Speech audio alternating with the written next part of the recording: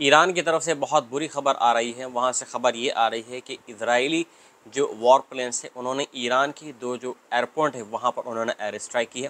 पहले मशहद का जो इंटरनेशनल एयरपोर्ट है वहाँ पर जो एक रिफ्यूलिंग एयरप्लेन है वहाँ पर उसको बिल्कुल डिस्ट्रॉय कर दिया है। और दूसरी खबर आ रही है जो तेहरान का जो इंटरनेशनल एयरपोर्ट है मेहराबाद इंटरनेशनल एयरपोर्ट, वहाँ से खबर आ रही है कि वहाँ पर इजरायली आर्मी की तरफ से एयर स्ट्राइक हुई है। इसमें अभी तक किसी की भी कोई खबर नहीं आ रही है कि इसमें किसका कितना नुकसान हुआ है, लेकिन हाँ खबर पूरी तरीके से तस्दीक है कि मेहराबाद जो इंटरनेशनल एयरपोर्ट है तेहरान का, वहाँ पर इजरायली आर्मी ने एयर स्ट्राइक की है।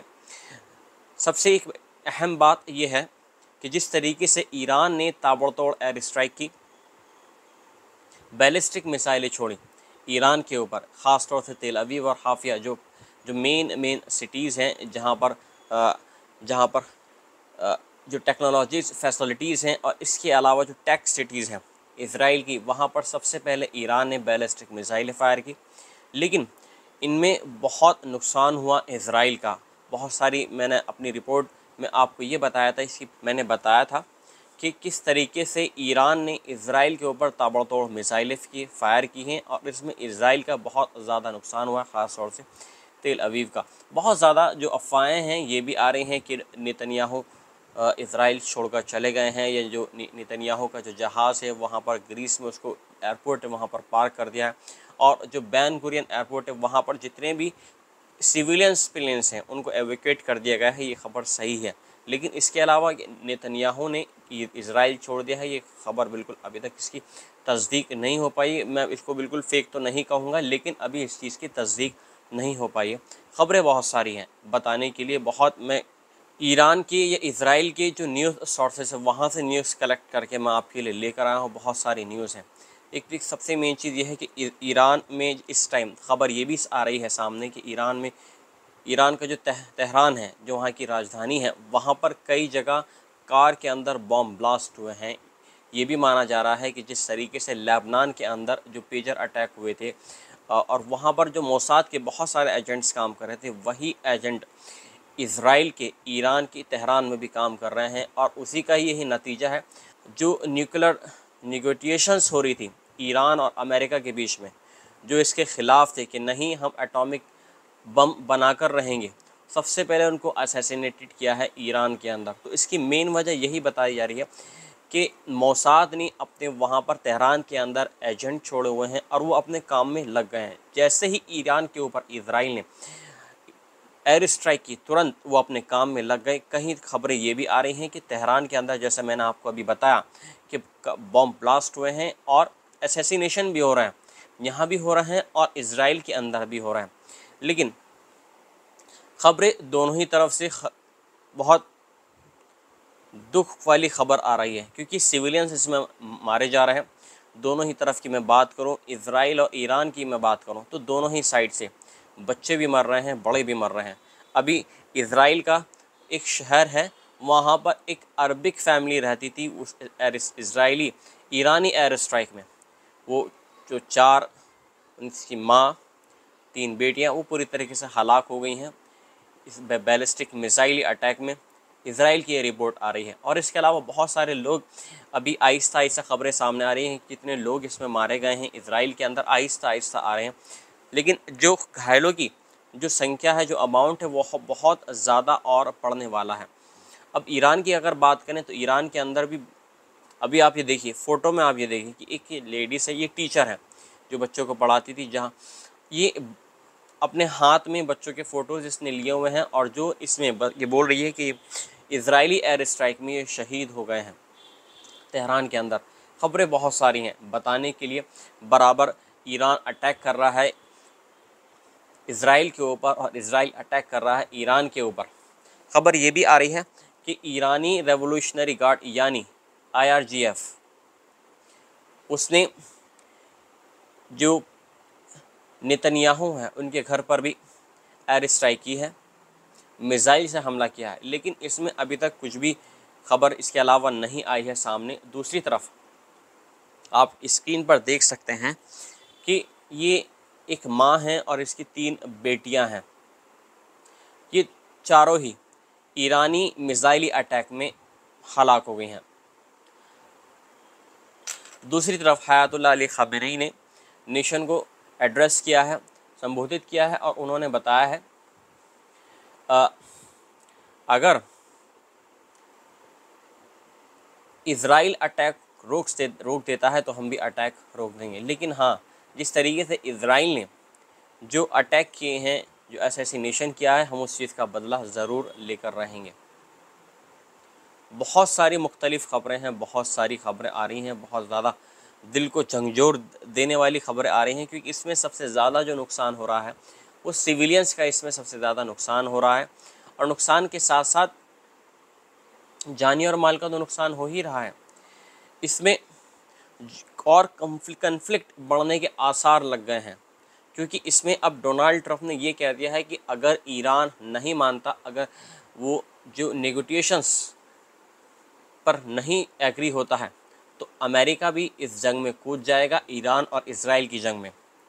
और ये ईरान के लिए बहुत ही ख़तरनाक साबित होने वाला है, ये बहुत ही मुश्किल घड़ी होने वाली है। और सबसे एक अहम बात, बराबर ईरान को जो और दूसरे देश हैं जो ईरान के साथ में हमदर्दी रखते हैं, बराबर उन्होंने जो ईरान के फॉरेन मिनिस्टर हैं उनको कॉल की है। बराबर यूएई, ऑस्ट्रेलिया, कुछ यूरोपियन कंट्रीज़ और कुछ गल्फ़ कंट्रीज़ और इसके अलावा हमारे जो देश के जो फॉरेन मिनिस्टर हैं जयशंकर, उन्होंने भी जो अब्बास अरागची है उनको फ़ोन कॉल की है और हमदर्दी जताई है कि हम आपके साथ में हैं और ये जो कुछ भी हुआ है ये बहुत गलत हुआ है।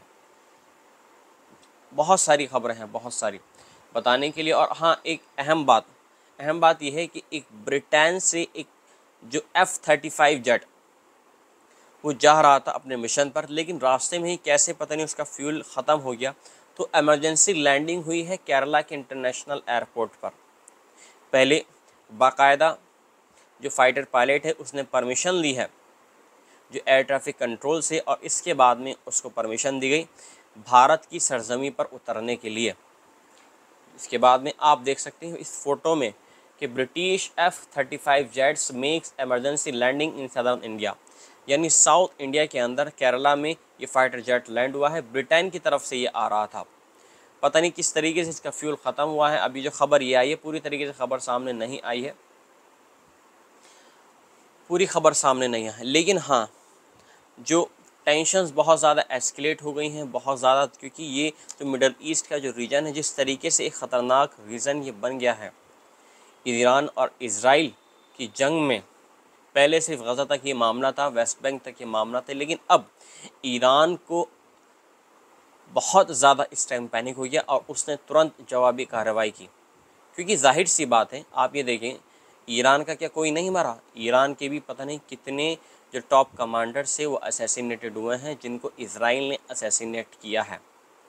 और ईरान ने अब कहीं जाकर उसका सब्र का बांध टूटा है और इसके बाद में उसने ताबड़तोड़ एयर स्ट्राइक की है।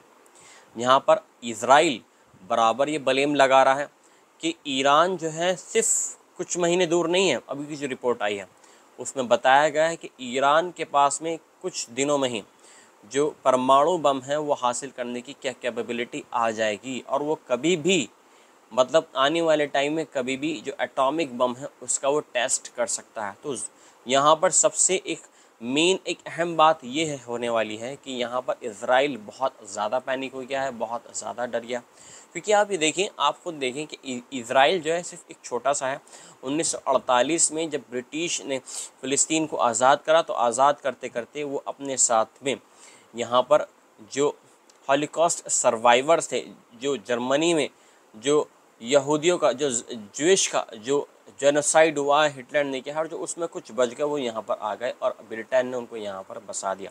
इसके बाद में ये बराबर लड़ाई बदस्तूर जारी है। अब इसके बाद में इसी कंट्री की वजह से पूरे मिडिल ईस्ट के अंदर ये हाहाकार मचा हुआ है।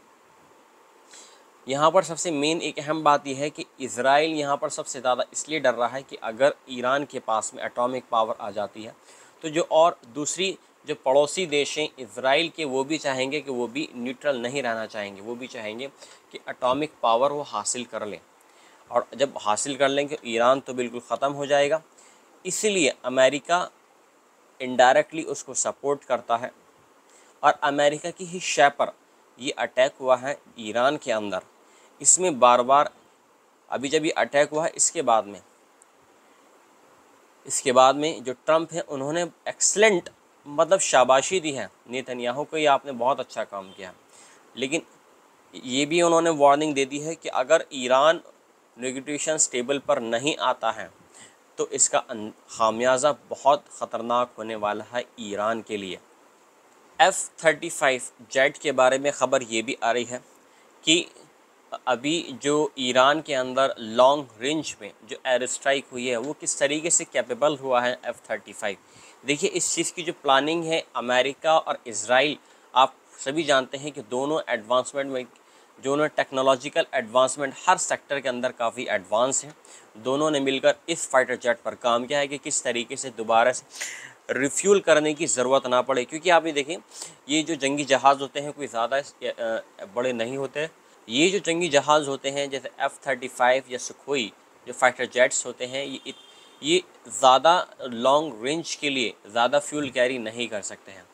लिहाजा F-35 के अंदर ऐसी कैपेबिलिटीज़ उन्होंने इंक्लूड करी हैं कि जैसे कि ईरान के अंदर जाकर वो एयर स्ट्राइक कर सकें और रास्ते में उनको कहीं भी किसी दूसरी पड़ोसी देश में ईरान के ऊपर ही कोई रिफ्यूलिंग करने की ज़रूरत ना पड़े। और ये तभी ये कैपेबल हो पाया है जो ईरान पर जो अटैक हुआ है, जो फाइटर जेट्स ने F-35 ने जो अटैक किए हैं, एयर स्ट्राइक किए हैं इज़राइल के, ये उन्होंने काफ़ी टाइम से एडवांसमेंट इस पर चल रहा था कि कैसे दोबारा से एक्स्ट्रा कोई फ्यूल टैंक लगाकर कैसे वो रडार की नज़रों में मिलाए, जो रडार हैं उनसे वो बच जाए कि हाइड हो जाए और अब वो अटैक कर दें। यहाँ पर मैं आपको बता दूं कि यहाँ पर ईरान की एयर स्पेस में कम से कम 2 घंटे फाइटर जेट्स रहे और देखिए ईरान यहाँ पर ये दावा कर रहा है कि उसने 2 से 3 जो F-35 जेट्स हैं वो गिराए हैं।